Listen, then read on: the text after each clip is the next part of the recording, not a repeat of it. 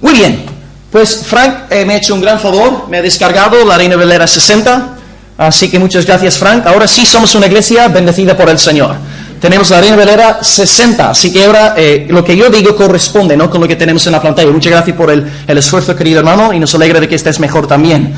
El título del mensaje hoy es El temor de Dios. El temor de Dios. Y aquí queremos seguir con el hilo de pensamiento en la primera carta de Pedro. Y si quieres, pues Paco, vamos a empezar a grabar. ¿Sí estás grabando? Sí. No pasa nada.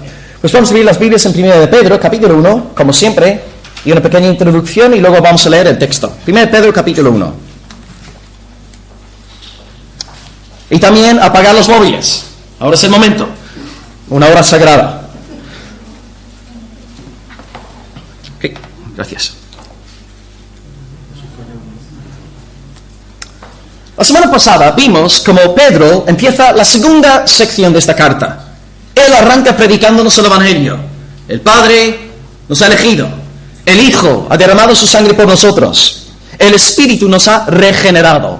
Y en base a esta salvación tan grandiosa, que los ángeles y los profetas desean entender, Él nos insta a vivir en santidad.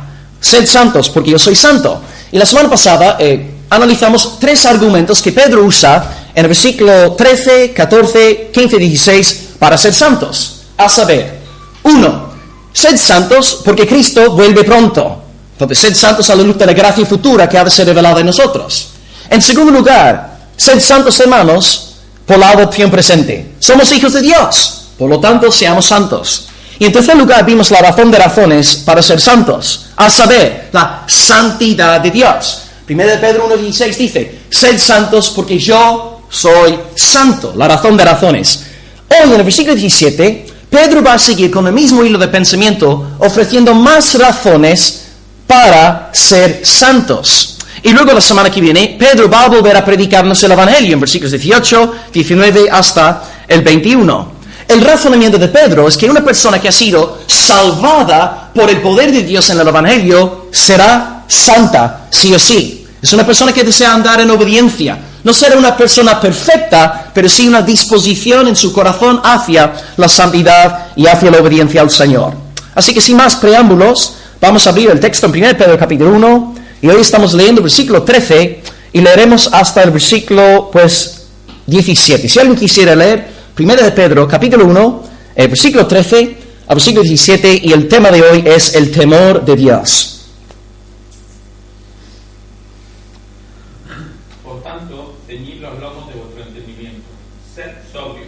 Y esperad por completo en la gracia que se os traerá cuando Jesucristo sea manifestado. Hijos obedientes, no conforméis a los deseos que antes teníais, estando en vuestra ignorancia, sino como aquel que os llamó es santo. Sed también vosotros santos en toda vuestra manera de vivir, porque escrito está, sed santos, porque yo soy santo. Y si invocáis por Padre aquel que sin acepción de personas juzga según la obra de cada uno, conducíos en temor todo el tiempo de vuestra peregrinación. Excelente, muchas gracias. Entonces Pedro aquí está haciendo exactamente lo mismo que la semana pasada. Nos está dando otra razón más para ser santos. Después de predicarnos el Evangelio de la libre gracia de Dios revelada en Cristo por el poder del Espíritu Santo, ahora llama a los suyos a vivir en santidad. Y luego lo que Pedro va a hacer la semana que viene es volver a hablarnos sobre el Evangelio. Y es como Pedro no quisiese que nadie se convirtiese en un legalista. Pedro siempre quiere que los hermanos de Asia Menor tengan claro que la santidad es la consecuencia de abrazar el Evangelio. No es la causa de nuestra justificación, sino el resultado de la misma. Y no podemos ser creyentes fuertes si procuramos ser santos en base al legalismo, en base a cumplir una larga serie de ritos como en el judaísmo. No, la verdadera santidad nace de un corazón agradecido a Dios por el Evangelio. Cuando estamos contentos y felices y gozosos en el Señor, pues la santidad nos sale espontáneamente. No es algo que tenemos que imponernos desde afuera, sino que es algo que Dios ya escribió en nuestro corazón y sale de nosotros. Un hijo de Dios regenerado obedece al Señor, es así de sencillo. Jesús nos habla del árbol. Un buen árbol produce buenos frutos y un árbol malo produce malos frutos. Si tú eres regenerado, eres un buen árbol y por lo tanto produces buenos frutos. Aunque claro, como siempre destacamos, tenemos nuestras metiduras de pata y momentos difíciles. Hoy entonces, el 17, vamos a dividir el texto en los siguientes 3 puntos. Hoy, versículo 17, si invocáis por Padre a aquel que sin acepción de personas juzga según la obra de cada uno, conducíos en temor todo el tiempo de vuestra peregrinación. En primer lugar, vamos a hablar de el Hijo de Dios ora. El Hijo de Dios ora. La oración tiene mucho que ver en esa santificación. Estamos en este punto de santificación. Pedro nos está llamando a la santidad. 1. El Hijo de Dios ora. En segundo lugar, el Hijo de Dios es juzgado. Yo sé que esto suena chocante, pero luego explicaré lo que quiero decir con esto, lo que Pedro quiere decir con esto. El Hijo de Dios es juzgado, disciplinado. Y en tercer lugar, pensando también en el tema de la santificación y la santidad, 3. El Hijo de Dios teme, pero es un temor sano. Y de nuevo, vamos a definir estos términos más adelante. Así que 3 puntos hoy. El Hijo de Dios ora, el Hijo de Dios es juzgado en el presente, y 3, el Hijo de Dios teme. Y de nuevo, Pedro está usando estos argumentos dentro del contexto de la santidad. Estas cosas nos ayudan en la caminata de la santidad. Así que vamos a empezar con el primer punto hoy, el Hijo de Dios ora. Nuestra vida de oración. Versículo 17 dice: si invocáis por Padre a aquel que sin acepción de personas juzga según la obra de cada uno. Si invocáis por Padre. Si invocáis por Padre. Aquí en el griego, la palabra que aquí tenemos, si, la palabra traducida al castellano sería mejor traducida si dijésemos, puesto que invocáis a Dios por Padre, ya que invocáis a Dios por Padre, dado que invocáis a Dios por Padre. Entonces Pedro aquí no está cuestionando la salvación de los hermanos de Asia Menor. Él la está dando por sentada. Y dice, hermanos, ya que sois salvos, ya que habéis abrazado el Evangelio, ya que invocáis a Dios por Padre, luego, pues, conducíos con temor en esta vida. Entonces Pedro aquí está usando la palabra puesto que invocáis al Padre. Y la palabra que invocar puede sonarnos un poco rarillo, pero es una palabra que se usa muchas veces en la Biblia. Invocar en la Biblia es sinónimo de orar, clamar a Dios, invocar el nombre del Señor, buscar a Dios. Entonces el pueblo cristiano, el pueblo regenerado por el poder del Espíritu Santo, es un pueblo que invoca el nombre del Señor. Nos dirigimos a Dios con gratitud en el corazón, gracias a la salvación. Y Pedro nos dice, en el gran día de Pentecostés, en aquel sermón, él cita Joel, capítulo 2:32, donde dice, todo aquel que invocare al nombre del Señor será salvo. Entonces, esta invocación, esta oración genuina, este espíritu de oración que tenemos el pueblo de Dios, es una señal de que somos hijos del Señor. Y Pablo repite la misma verdad en Romanos 10, versículo 11. Cuando la salvación de Dios llega a una vida, hay un clamor que antes no había. Empiezas a invocar a Dios de una forma que nunca antes hacías. Hay algo nuevo. Y no es algo impuesto desde afuera.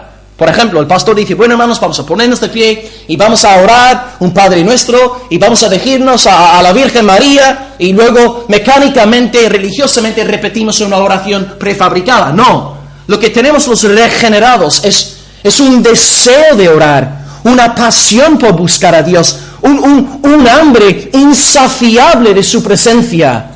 Este deseo está colocado por el Espíritu de Dios. Porque como nos recordó Paco anoche en el estudio, el hombre natural no busca a Dios. Busca sus beneficios.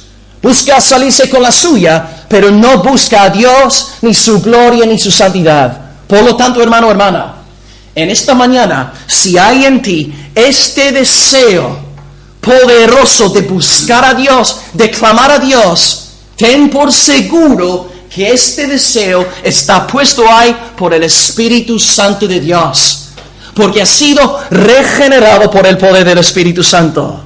Tú entonces has sido regenerado para dirigirte a tu Padre Celestial. invocas al Padre, al Padre. Pedro no dice que los creyentes tengamos que orar diciendo, oh gran energía universal, oh gran dictador de las galaxias lejanas, Padre, Padre, Abba, intimidad, cercanía, ya no hay distancia, Dios ya no es remoto, ni abstracto, ni filosófico, Dios es cercano, como nuestro Padre. El creyente conoce a aquel a quien está orando, y lo sabe porque el Espíritu del Padre mora en él. Y es el Espíritu del Padre el que nos lleva a orar al Padre. Hay un par de textos que me imagino que todos conocéis más o menos de memoria, en Gálatas 4:6 y en Romanos 8:15 a 16, donde el apóstol Pablo repite 2 veces que la razón por la cual tú y yo podemos clamar Abba Padre es gracias a la obra del Espíritu Santo. Leo textualmente, Romanos 8:15. Hermanos, no habéis recibido el espíritu de esclavitud para estar otra vez en temor, sino que habéis recibido el espíritu de adopción por el cual clamamos Abba, Abba, Padre. El Espíritu da testimonio, no es espíritu de que somos hijos de Dios. Y luego Pablo dice en Gálatas 4:6, un pasaje paralelo, por cuanto sois hijos, Dios envió a vuestros corazones el Espíritu de su Hijo, el cual clama Abba Padre. Entonces este clamor que está en ti, hermano, si tú no oras de una forma mecánica ni religiosa, si tu vida de oración es una vida de oración genuina, auténtica, apasionada, fogosa, es por el poder del Espíritu Santo que ha puesto en ti este clamor. Tú no solamente recibes tu nuevo nacimiento como un don de gracia de parte de Dios, tú también recibes tu vida de oración como un regalo de gracia. Cada vez que tú te pones de rodillas a buscar al Señor, estás dando testimonio de la gracia todopoderosa y gloriosa de Dios. El hombre, la mujer que de veras está orando gracias a la gracia de Dios. A Él sea la gloria por nuestra vida de oración. Si encontramos en nosotros un deseo por Él, por su fama, su nombre, su palabra, es gracias al soplo, al dulce soplo del bendito Espíritu Santo de Dios. Él nos amó a nosotros primero, para que pudiésemos nosotros amarlo a Él. Oramos a Dios entonces, en base a esta obra del Espíritu Santo. Pero hay que recalcar otra cosa cuando hablamos con nuestro Padre. Yo puedo dirigirme a Dios como Padre, gracias a la obra de su Espíritu en mí. Pero también a la vez no puedo dirigirme a Dios como Padre si no estoy en su Hijo, si no estoy en Cristo. Cristo es el unigénito de Dios, como hemos cantado antes. Cristo tiene el pleno derecho de dirigirse a Dios como Padre. Y una vez que tú y yo estamos colocados en el Hijo, salvos por el Evangelio, la cruz y la resurrección de Cristo, creemos el mensaje de salvación, estamos en el Hijo. Y por lo tanto, en base a Cristo, podemos dirigirnos a Dios como Padre. Porque tú, hermano, no puedes orar a Dios en tu nombre. Tú no puedes presentarte delante de Dios en base a tus méritos. Porque eres malo, eres vil, eres depravado, estás sumergido en pecado. Por lo tanto, nosotros como pueblo evangélico creemos en presentarnos delante de Dios, no en el nombre del pastor, no en el nombre de la iglesia local, no en el nombre de la denominación protestante a la cual pertenecemos. Oramos en el nombre de Jesucristo. Nos presentamos en base a su mérito, su perfecta justicia, y así el Padre nos oye con gozo y con alegría.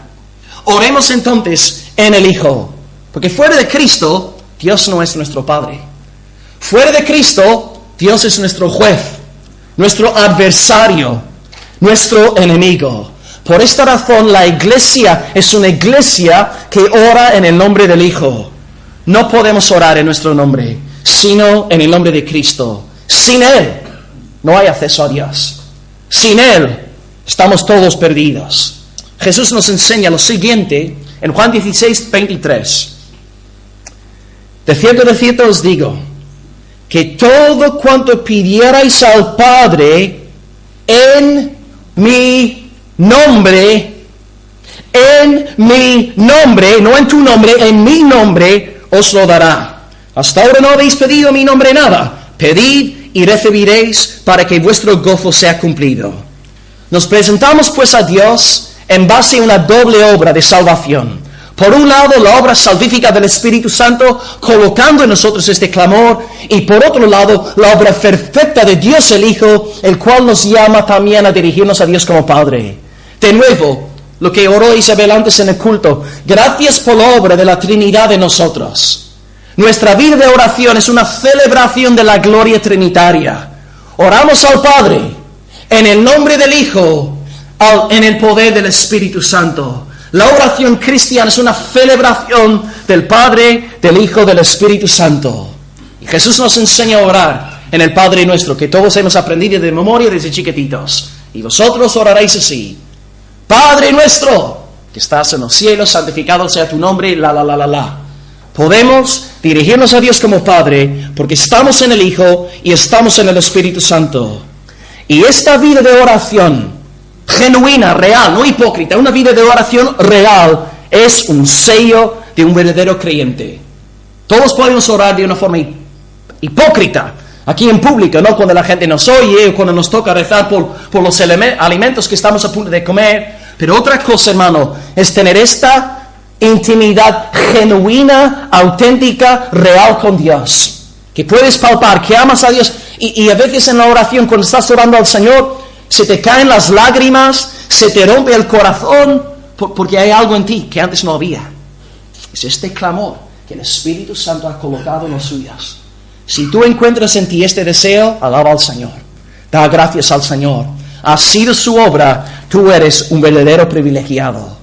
Entonces, esta vida de oración, recordemos el contexto, nos ayuda en la santificación. ¿Cómo vamos a ser santos? Lo que vimos la semana pasada. Y ahora Pedro añade otra cosa, la oración. Una vida de oración nos ayuda a vencer el pecado. No me acuerdo quién dijo esa frase, pero fue un predicador de la palabra, y él dijo: una vida de oración te alejará del pecado, pero una vida de pecado te alejará de la oración.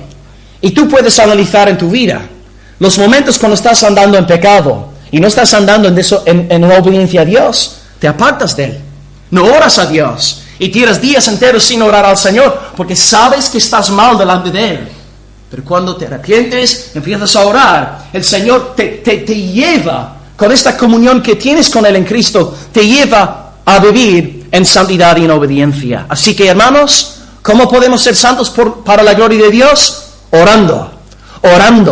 No solamente en los cultos de oración entre semana o una vez aquí al mes en la vigilia, en casa, todos los días, clamando al Señor, dándole la gloria a Dios, orando por nuestros hijos, enseñando a nuestros hijos a orar conforme a la palabra del Señor. Llegamos entonces ahora al segundo punto. En primer lugar, hemos hablado de que el Hijo de Dios ora, forma parte de la santificación. Y ahora el punto que a lo mejor sonó chocante cuando lo dije. El Hijo de Dios es juzgado. Esto suena fuerte. El Hijo de Dios es juzgado. Pues vamos a leer el versículo 17 para entrar en este segundo punto. Si invocáis por Padre a aquel que sin excepción de personas juzga según la obra de cada uno. Entonces la segunda verdad aquí que nos ayuda en nuestra santificación es saber que Dios nos juzga. Dios juzga. Bien, antes de entrar más a fondo aquí, un par de datos interesantes. Dios aquí dice la palabra no juzga, tomando acepción de personas. Pedro nos está escribiendo y él mismo tuvo que aprender esta lección. ¿Os acordáis que el Señor le llama a ir a la casa de Cornelio? ¿Pero qué problema tenía Cornelio? Era gentil, era un centurión romano. Un judío no puede entrar en la casa de un centurión romano, porque son gentiles, asquerosos, feitos, malos. ¿Qué tiene que hacer el Señor para enseñarle a Pedro de que tenga que ir a la casa de Cornelio? Pues le da la visión, de verdad, de los animales inmundos con el lienzo ese, y el Señor le dice, tres veces dice, Pedro levanta, mata y come, para enseñarle a Pedro de que Dios no hace acepción de personas, basándonos en el judaísmo ni en ser gentiles. Entonces, y Pedro, cuando llega a la casa de Cornelio, en Hechos 10, versículo 34, dice, en verdad comprendo que Dios no hace acepción de personas. Es decir, tú no vas al cielo por ser judío, y tú tampoco vas al cielo por ser gentil. Dios no hace acepción de personas entre judíos ni gentiles. Uno no gana más puntos con Dios por ser judío ni por ser gentil. Y luego, el Nuevo Testamento también dice que Dios no hace excepción de personas en cuanto a reputación eclesiástica, en Gálatas 2, versículo 6.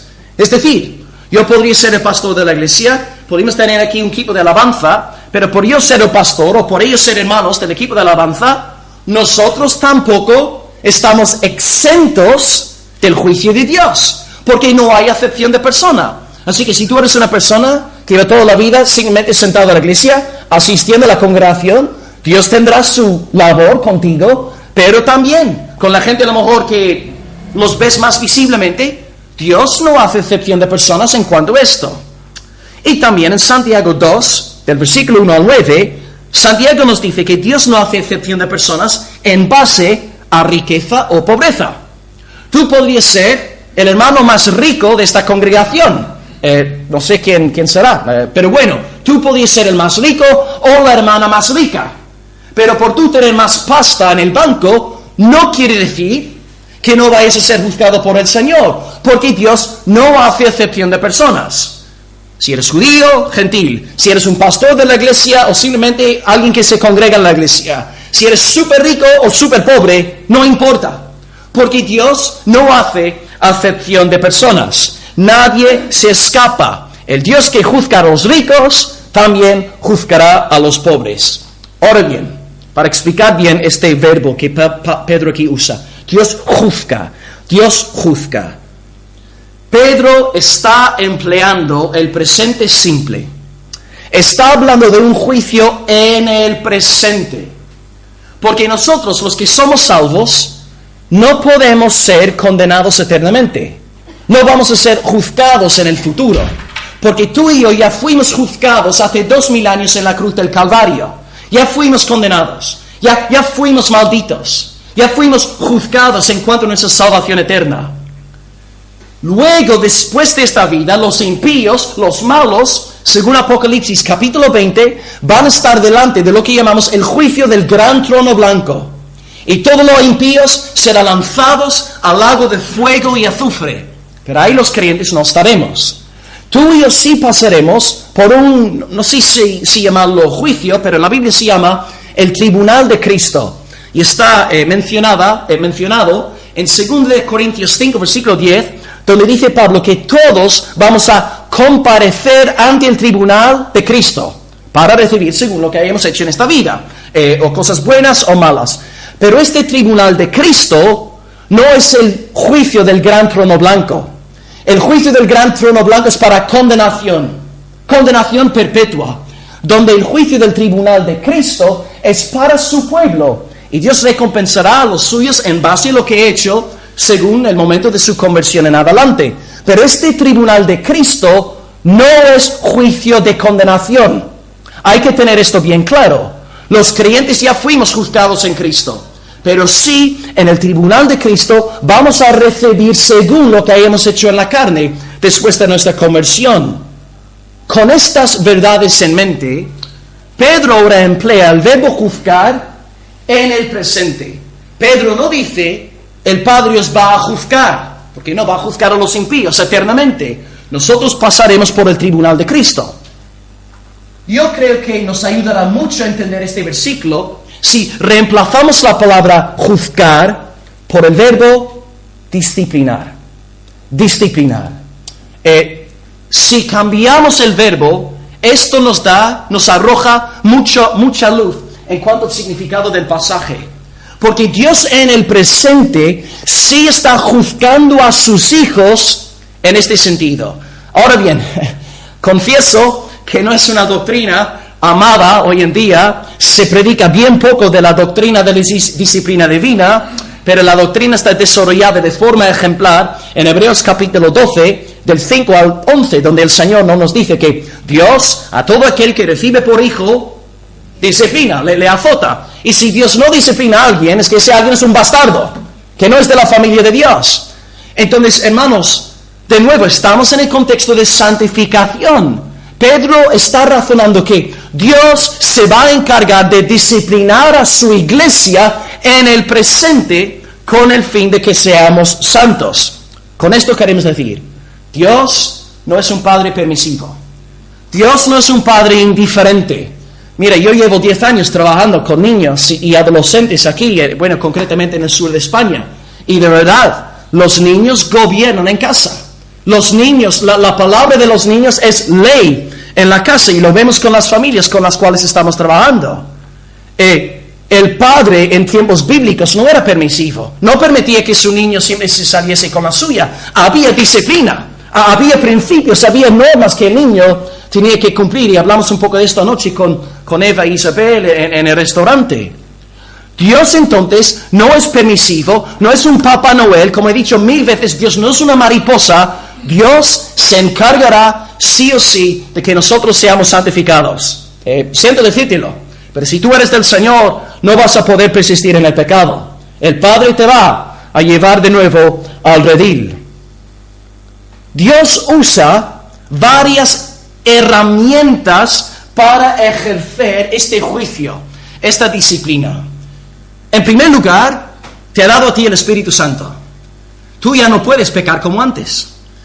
Y si pecas, te sientes fatal. No puedes estar en paz. Lo que dijo Suja Michelin en la conferencia Pasión por el Evangelio, un hijo de Dios no puede vivir en paz con sus ídolos. Tú puedes tener ídolos en tu vida. Tú puedes tener ciertos pecados secretos que nadie conoce. Pero tú por dentro estás mal. Y sabes que estás mal. Y Dios está peleando contra ti por el poder del Espíritu Santo que ha puesto en ti. El creyente no puede seguir gozosamente en pecados. Imposible. Ahora bien, si no eres del Señor, por supuesto que sí. Te gozas del pecado y das vueltas como el cerdito en el lodo. Un buen ejemplo aquí de esto es, bueno, realmente cualquier persona en la Biblia. David también con su pecado oculto de Betsabé. Y él llevaba no sé cuántos meses, seguramente hecho polvo y mal, que tenía el Espíritu Santo. Y lo mismo sucede con los que somos del Señor. Si tú puedes pecar sin sentirte mal o arrepentido, o sin llorar, o sin sentirte miserable, es que no eres del Señor. Es así de sencillo. Pero una vez convertido, ya no puedes, porque el Padre se encarga de disciplinarte desde adentro. Pero otra herramienta que el Señor emplea, no es simplemente aquí pelear contra el hijo desobediente desde adentro. Dios también es el Señor del cosmos, que vimos anoche. Y Él, confesamos la doctrina de la providencia divina. Es decir, que Dios está a cargo de todos los eventos que siempre pasan en el mundo. Un buen ejemplo aquí es Jonás. Jonás es un hijo de Dios. Jonás es regenerado, nacido de nuevo. Y el Señor le dice a Jonás: hijo, ves a Nínive, predica, pregona la palabra, porque ha subido su maldad delante de mí. Y dice Jonás, capítulo 1, versículo 2, y Jonás subió en el barco para Tarsis, es decir, él fue hacia el oeste en vez de ir al noreste. Bien, Jonás, lo siento mucho, chiquitito, tú vas a ir a Nínive sí o sí, y aunque tú cojas el barco para, no sé, Terrassa o Cataluña, tú vas a volver a Nínive, sí o sí. Porque Dios es el Dios de la providencia. Y yo me imagino que Jonás estaba pasando por un infierno por dentro, sabiendo que estaba andando en desobediencia. Y luego, ¿qué hace Dios? Se desata la tormenta. Y Jonás es lanzado en el mar. ¿Y sabes dónde acaba Jonás predicando, hermanos? En la ciudad de Nínive. ¿Por qué? Porque es un hijo de Dios. Y Dios le va a disciplinar. Y Dios se va a encargar de que sus ovejas no se aparten del redil. Y que si uno se mete en el lodo, el buen pastor vendrá para llevarnos de nuevo y limpiarnos. Hermano, Jonás tardó, pero llegó. Tardó en llegar, pero llegó. Y digo lo mismo a ti, hermano, hermana. Si tú estás andando en desobediencia a Dios, te advierto en esta mañana, más te vale arrepentirte ahora mismo. Más te vale arrepentirte hoy. Porque si sigues y persistes en contra de la voluntad de Dios, Él va a enviar a un barco, Él va a enviar una situación y Él te va a salvar, te va a ahorrar muchos dolores de cabeza, mucha tristeza, muchas lágrimas. Arrepiéntete y anda en pos del Señor. Dios puede usar estas situaciones en su providencia para llevar a sus hijos de nuevo al redil. Y en este sentido hay una frase impresionante, y nunca he escuchado una predicación sobre este versículo, en 1 Corintios 11, en el contexto de la Santa Cena. Y Pablo dice algo bien chocante. En 1 Corintios 11, 29, dice: el que come la cena y bebe indignamente, sin discernir el cuerpo del Señor, juicio come y bebe para sí. Por lo cual, hermanos de la iglesia de Corinto, hay muchos enfermos y debilitados y muchos duermen. Yo no soy un predicador de la superfe. Yo estaba en una iglesia donde me decían a mí: si tú tienes un tos es que estás en pecado. Si has estornudado es que hay un demonio en ti. No creemos y no predicamos que si uno está enfermo está en pecado. No estamos diciendo esto. Pero sí estamos diciendo que Dios puede emplear estas cosas para hacernos reflexionar sobre nuestra vida y llevarnos al arrepentimiento. Hay que tener mucho cuidado con cómo formulamos esta enseñanza para no caer en el error de la superfe y de la confesión positiva. Mire, yo os confieso, yo tiré un año entero sin usar gafas, porque a mí me enseñaron que si usaba gafas estaba andando en desobediencia a Dios, porque yo no creía que Dios podía sanarme. Y por lo tanto, como yo tenía la miopía muy avanzada, no quería deshacerme de las gafas. Pero como me estaban comiendo el coco, pues un día lo que hago después del culto, con una buena intención, yo amo a Dios, yo no quiero dudar de mi Padre, yo rompí mis gafas, claro, me costaron en aquel entonces 130 libras. Y claro, yo estaba trabajando tiempo parcial en Líder mientras sacaba mis estudios universitarios. Claro, 120 euros a lo mejor ya no es tanto hoy, pero en aquel entonces era 120 euros. Y rompí mis gafas, tiré las gafas por el váter y pasé un año entero sin usar gafas. Por una enseñanza, una falsa doctrina, creyendo que yo estaba así porque estaba dependiendo de las gafas. Y luego después de un año tuve que volver a ponerme las gafas porque estaba cubierto de moratones, ¿no? Sí, chocándome contra todo. Pero entonces lo que estoy diciendo, si tú estás enfermo, si tienes miopía, si tienes una determinada enfermedad, no quiere decir que estés en pecado. No estamos predicando esto, pero sí estamos diciendo que Dios puede emplear ciertas enfermedades y ciertos momentos para llevarnos a la reflexión. Forma parte de lo que Pedro llama un juicio, una disciplina divina. Hoy entonces quiero advertiros, como hombre sujeto a la palabra del Señor, no andéis en contra de la palabra de Dios. Él os ha amado con amor eterno. Sois del Señor, habéis sido limpiados y lavados por Él. Por lo tanto, andad como es digno de vuestra vocación. No andéis en pos de la maldad. Y si el Padre te disciplina, dale las gracias. Dale las gracias a tu Padre por disciplinarte. Dios no llama a tu Padre a ser tu colega, a ser tu amigo. Dios te ha dado un Padre para que sea tu Padre, para que te ponga reglas y normas, para que tú le respetes a tu Padre. Y Dios también te está disciplinando porque te ama, porque te ha salvado, porque eres de su prado, eres una oveja suya. En el momento de disciplina, dale las gracias al Señor, porque sois de la familia y no sois bastardos. Dale las gracias al Señor. A la luz de lo que hemos dicho ahora, entendemos el tercer punto. Y Pedro dice que también el Hijo de Dios va a temer a Dios. Ahora bien, temor. ¿De qué clase de temor estamos hablando, no? Si invocáis a Dios que por Padre, que sin acepción de personas juzga, disciplina, según la obra de cada uno. Consecuencia, tercer punto, conducíos en temor todo el tiempo de vuestra peregrinación. Entonces el Hijo de Dios es llamado a temer a Dios. Algunos luego dirán, Will, pero dice en 1 Juan 4, 18 que el amor perfecto echa fuera el temor. Sí, pero ¿cuál es el contexto de 1 Juan capítulo 4? Está hablando del juicio venidero, de la condenación eterna. Y nosotros, los hijos de Dios, no tememos el juicio venidero, porque ya fuimos juzgados en el Señor. Pero sí, en este momento presente hay un temor sano que tiene que caracterizar al Hijo de Dios. Y esto se relaciona con lo que predicamos la semana pasada. Tener en los lomos del entendimiento bien ceñidos, andar en sobriedad. Nosotros también, como hijos, tuvimos que respetar a nuestros padres. Hay cierto temor, que no es un temor paralizante ni esclavizante, es un temor sano, que nos lleva a respetar a nuestros padres. Os comenté la semana pasada, ¿no? Mira, una vez en mi vida, como niño, yo pregunté a mi padre por qué. Mi padre me dijo que hiciera algo y yo le dije por qué. Nunca más podía cometer aquel error, porque mi padre me disciplinó. Mi padre me puso en disciplina. Y yo aprendí, cuando papá me dice algo, sí, Señor, tú eres mi padre, yo te temo, yo te amo, te voy a obedecer.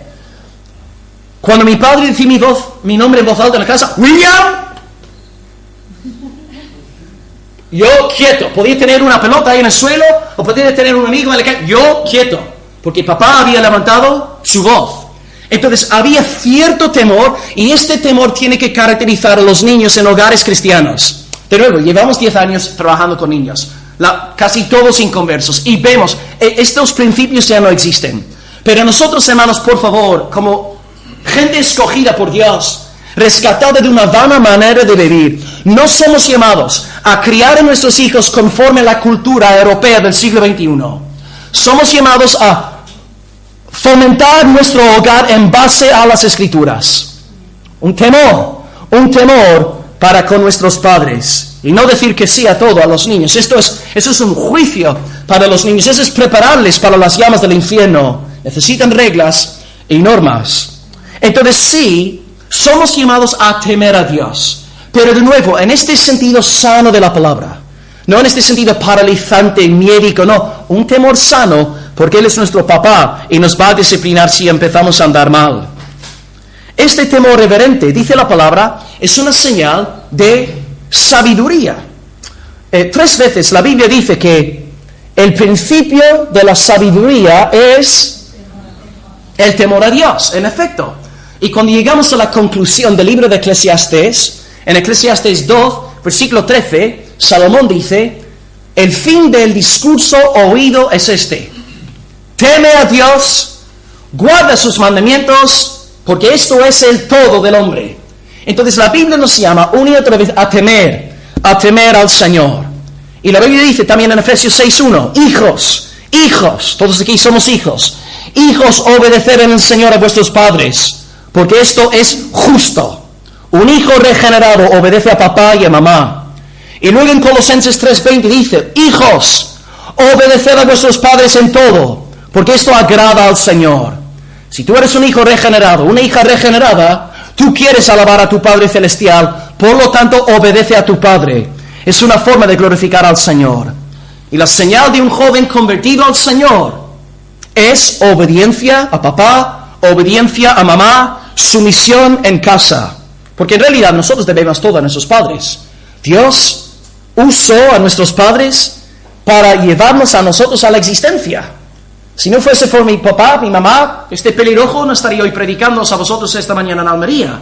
Así que doy las gracias a Dios por mis padres y los honro con un honor temeroso delante del Señor. Tenemos que estar tan agradecidos por nuestros padres, sobre todo si somos de hogares cristianos donde nos han enseñado la palabra de Dios desde chiquititos. Oh, hermanos, si habéis sido criados en hogares cristianos, no sabéis el pedazo de bendición que habéis recibido. Gloria a Dios, que Él os ha dado a vosotros principios, palabras concretas del Señor, consejos, advertencias que muchos de nosotros que somos de familias ateas, agnósticas, no hemos recibido. Dale las gracias a Dios si eres de una familia cristiana. ¡Qué bendición ser criado con una mamá, un papá que están todo el día cantando canciones y alabando el nombre del Señor! Dale las gracias a Dios si este ha sido también tu contexto. Y este respeto Este honor que debemos a nuestros padres se tiene que dar a conocer en la esfera espiritual. De la misma forma que tememos y amamos a nuestros padres carnales, también amamos y tememos el nombre de nuestro Padre Celestial. Con Él no podemos burlarnos de Él, no podemos salirnos con la nuestra, no podemos comportarnos como unos niños malcriados, no, porque Él es un Padre que disciplina y nos va a llevar al orden. Si tú eres un hijo de Dios, mira los ejemplos en la Biblia. Moisés nunca va a poder llegar a los mismos abismos del pecado que el faraón.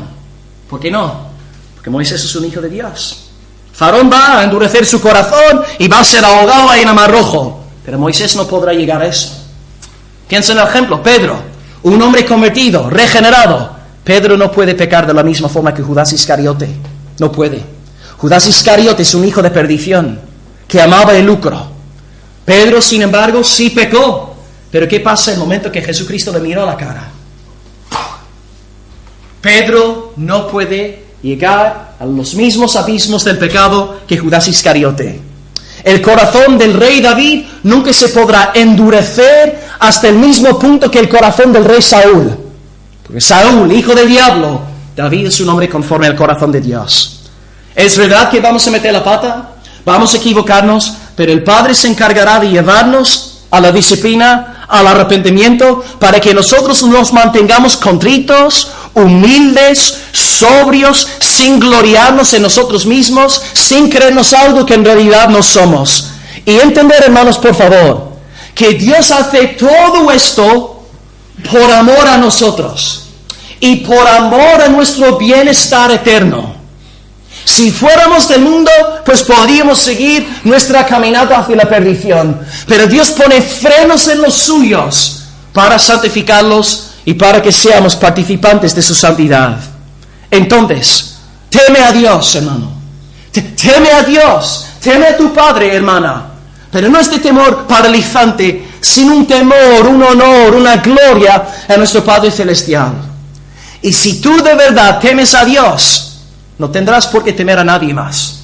Puedes levantarte en el poder del Espíritu Santo y estar cara a cara con el mismo diablo y estar lleno de fe sin tener miedo. Porque si Dios es por ti, ¿quién contra ti? Dice el salmista, Salmo 27, versículo 1, el Señor es mi luz, Él es mi salvación. ¿De quién temeré yo? El Señor es la fortaleza de mi vida. ¿De quién he de atemorizarme? Él es mi temor, por lo tanto no temo a nadie. Israel Sanz una vez puso un ejemplo bestial y dice, ¿alguien aquí tiene miedo a las cucarachas? ¿Alguien aquí en el culto tiene miedo a las cucarachas? Una hermana ahí. Yo voy a coger a Karina y le voy a librar este mismo instante de su miedo, su fobia a las cucarachas. Si Gustavo me permite, le llevo a Karina a un cuarto lleno de cucarachas y le meto a la hermana dentro. ¿Y sabes lo que luego hago, hermanos? Suelto un león en el mismo cuarto y Karina pierde su fobia a las cucarachas porque entrado un león, ¡ah!, a ella le da igual, la cucaracha sobra. ¿Por qué? Porque el león impone 100 millones de veces más que un suelo repleto de cucarachas. ¿Por qué Israel Sanz empleó ese ejemplo? Porque si tú de verdad quieres ser librado del temor a los hombres, del temor a qué dirán, del temor a quedarte mal con tu vecina porque sabe que eres evangélico, si tú quieres librarte de todos esos temores paralizantes que no te permiten predicar con libertad, todo lo que tienes que hacer es mirarle el león a la cara, mirarle a Dios. Y cuando el Señor es tu temor, el hombre, ¿quién es Goliat? ¿Quién es Jezabel? ¿Quién es el presidente del país? ¿Quiénes son los narcotraficantes? Dios está conmigo, le temo a Él. Las cucarachas no son nada. Así que, Karina, quédate libre en el nombre de Jesús. Este temor, entonces, nos lleva a andar en santidad en todas las áreas de nuestra vida. La vida doméstica, la vida laboral, la vida educativa, la vida sexual, la vida de ocio, en todas las dimensiones de nuestra vida, este temor nos lleva a andar en obediencia a Dios, porque somos soldados sometidos al mandato de nuestro Padre Celestial. Y esta disposición de docilidad se da en nosotros porque en última instancia, para acabar, somos peregrinos. Peregrinos. Andamos con el temor de Dios, porque sabemos que en última instancia no somos de esta tierra. En realidad no somos de Almería, somos del Señor, somos nacidos de arriba. Por lo tanto, aunque Daniel esté en Babilonia, Daniel puede ser un joven santo para la gloria de Dios, porque él sabe que es un peregrino. José, un joven en Egipto, tentado por esta mujer tan bella, la mujer de Potifar, José se mantiene puro, es un soldado, es un peregrino y teme a Dios. Esther en Persia es una mujer peregrina, pero anda en santidad porque ama a su Padre Celestial. Entonces, hermanos, donde quiera que estemos en esta vida, recordemos que somos simples peregrinos. Dios nos va a disciplinar independientemente del título que llevemos, independientemente de la cantidad de másteres, de doctorados que hayamos sacado. Dios juzgará a los pastores, a los predicadores. Dios va a disciplinar al presidente de la Alianza Evangélica. Dios va a juzgar, disciplinar también al director del Movimiento Lausana. Dios va a disciplinar a los rectores de las facultades de teología en España, porque somos peregrinos y Dios no hace excepción de personas. Nadie está exento de la disciplina del Señor, si es un verdadero hijo de Dios, por supuesto. Por lo tanto, temamos al Señor, hermanos. Guardemos sus mandamientos, andemos en pos de su palabra, renunciemos los placeres engañosos de este mundo que atentan contra la gloriosa santidad de nuestro Padre Celestial. Si tememos al Señor, vamos a vivir de una forma marcadamente distinta. Los incrédulos, como dice Isaías 22, dicen lo siguiente: he aquí gozo, alegría, matando vacas y degollando ovejas, comiendo carne y bebiendo vino, diciendo, comamos y bebamos, porque mañana moriremos. Pero un peregrino no puede vivir de esta forma tan liviana, de esta forma tan light, de esta forma tan superficial. El peregrino tiene peso en el alma, y el peregrino en cada paso que toma está pensando, casa, casa, casa, vuelvo a casa, voy a casa, voy a encontrarme con mi Padre. En cada momento de nuestra peregrinación espiritual aquí en esta tierra, hermanos, recordemos que no somos de este mundo. Estamos en esta transición entre este mundo y el más allá, la morada celestial con el Señor Jesucristo. Y que siempre llevemos por dentro este clamor: voy a casa, voy a casa, voy a casa.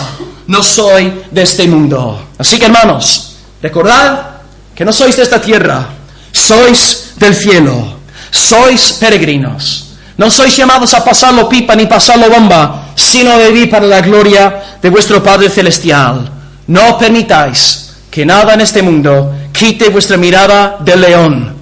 Amad al Padre, temed al Padre, obedeced al Padre. Pronto llegaréis a casa. Para concluir todo lo que hemos predicado en esta mañana, leamos una vez más el versículo 17. Si invocáis por Padre a aquel que sin acepción de personas juzga según la obra de cada uno, conducíos en temor todo el tiempo de vuestra peregrinación. Hemos dicho en esta mañana 3 cosas. En primer lugar, el Hijo de Dios ora. Aquel que tiene este deseo genuino, auténtico en su alma, un deseo por Dios, es alguien que ha nacido de arriba. El hipócrita religioso no entiende de lo que estamos hablando, pero el que es del Señor tiene, gracias a la obra del Espíritu, un nuevo clamor. Y este clamor que presentamos a Dios en el nombre del Hijo nos ayuda en el camino de la santificación. Un creyente que ora será santificado. En segundo lugar, hemos visto que el Hijo de Dios es juzgado. A primera vista suena chocante, pero estamos hablando de la doctrina olvidada de la disciplina eclesiástica, la disciplina del Señor. Dios emplea el Espíritu desde adentro para redarguirnos, emplea la palabra y también por medio de su providencia, como en el caso de Jonás, usa situaciones para hacernos volver a su casa. Y en último lugar, en base al segundo punto, el tercer punto es el Hijo de Dios teme. De la misma forma que un hijo carnal por Dios es llamado a temer a sus padres, respetar y honrar a sus padres, nosotros en la esfera espiritual somos llamados a temer el nombre de nuestro Padre, porque en última instancia somos peregrinos volviendo a casa, casa, casa. Hermano, ¿estás invocando el nombre del Señor? ¿Estás orando a Dios en público y en privado? ¿Estás andando como es digno de tu vocación? Hay algunas áreas de tu vida donde estás tal vez tentándole al Señor a disciplinarte porque estás aferrándote a cosas pecaminosas. Arrepiéntete, anda como un peregrino, glorifica, honra y teme el nombre de tu Padre Celestial. Oremos, invoquemos el nombre de nuestro Padre en estos momentos. Invoquemos al Padre. Gloria a Dios.